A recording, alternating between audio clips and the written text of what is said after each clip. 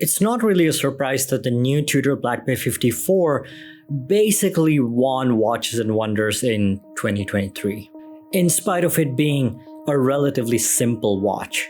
Okay, there wasn't a contest, but from the sheer number of people on both YouTube and online forums discussing the Black Bay 54 kind of gives you an idea of its success. The familiar, vintage-inspired dive watch combined with a well-built caliber now being offered in an even more compact package. It's undoubtedly a winner, especially given that both dive watches and smaller cases are trending more than ever. But there's a watch on a much more attainable side, which is equally a winner in many ways, and that is the Baltic Aquascaphe Classic. Let's take a closer look and see what makes it that way.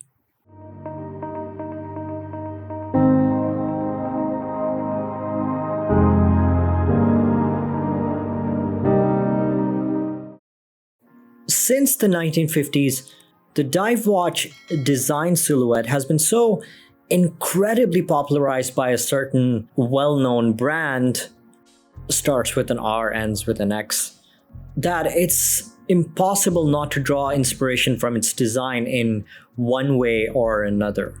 Even though both Zodiac's Seawolf and Blancpain's 50 Fathoms design and manufacture the identifiable traits of the modern dive watch, it was Rolex, specifically the Submariner, that refined that look and became the everyday person's go-to tool watch. In the same way, the Tudor Black Bay 58 is one of the most popular go-to tool watches in its price segment. It's often compared with the Omega Seamaster, but even the Omega has features that seem polarizing to some collectors, like the protruding helium escape valve. Not everybody loves it. But the Black Bay 58, that design just works. It's not exciting, it's not perfect, but it just works. Now, in an ideal world, that's where the story would end and we would all live happily ever after, with many of us enthusiasts owning at least a Black Bay 58. But unfortunately, this isn't the ideal world.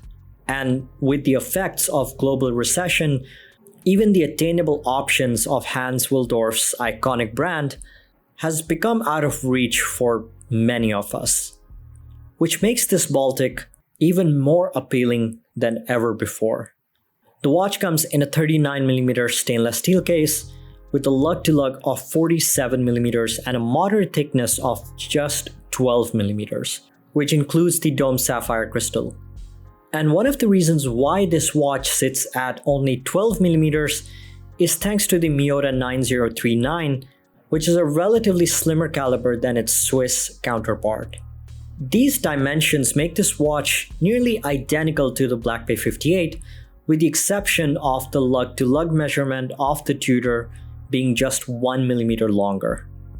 You also get 200 meters of water resistance thanks to the screw-down crown, which can also be used to hack and hand-wind the movement. The case has brush finishing all the way through, evoking an era-accurate vibe of the early tool watches. The ridged edge of the 120-click unidirectional bezel, with a gorgeous sapphire insert I might add, make it easy to grip and rotate to measure dive time, which most of us won't use, so let me rephrase.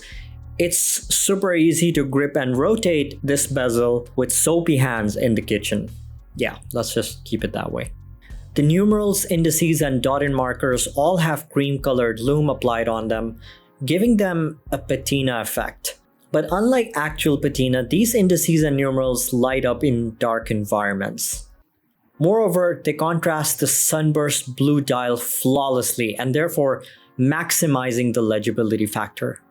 The 200 meters of water resistance give this watch an upper hand, especially when compared to vintage divers, which are far more delicate in nature, making this Aquascaphe a great everyday watch that works in both formal and casual settings.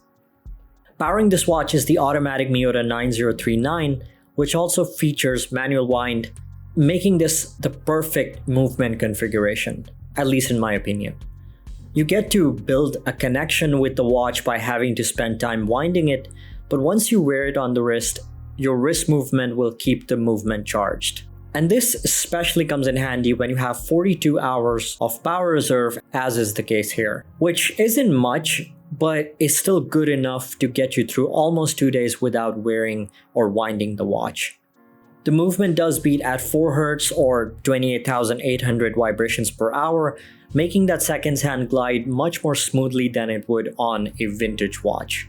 Turning it over, you see a closed stainless steel caseback with sunburst finish, which in my opinion works well with this design as the workhorse movement is not the most decorated, and it makes this whole package true to the vintage aesthetics that it's going for.